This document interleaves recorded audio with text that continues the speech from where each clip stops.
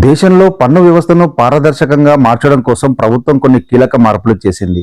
ఒక వ్యక్తికి ఒకే గుర్తింపు ఉండాలి, నకిలీ పాన్ కార్డులు ఉండకూడదు, పాన్ను దుర్వినియోగం చేయకుండా ఆపాలి అనే ఉద్దేశంతో కేంద్ర ప్రత్యక్ష పన్నుల బోర్డు ఈ నిబంధనను తప్పనిసరి చేసింది.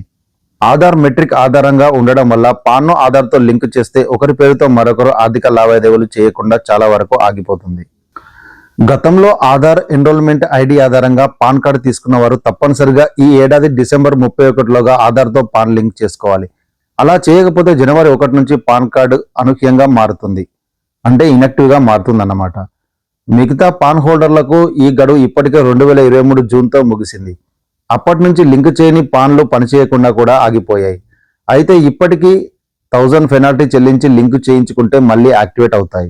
ఈ pan card Aadhaar card link చేయకుంటే ఎటువంటి సమస్యలు వస్తాయో ఇప్పుడు చూద్దాం. అదనపు పన్ను రిటర్న్స్ దాఖలు చేయలేరు, అంటే ఐటీ ఫైలింగ్ చేయలేరు. మీకు రావాల్సిన ట్యాక్స్ రిఫండ్స్ నిలిచిపోతాయి. బ్యాంక్ మ్యూచువల్ ఫండ్ పెట్టుబడులపై ఎక్కువగా టీడీఎస్ కట్ అవుతుంది.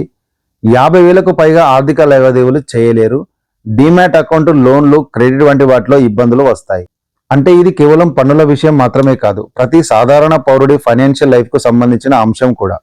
పాన్ ఆధార్ లింక్ చేయని వారు అకస్మాత్తుగా బ్యాంక్ పనులు ఆగిపోవడం, రుణాలు రాకపోవడం వంటి సమస్యలు ఎదుర్కొనే అవకాశం ఉంది.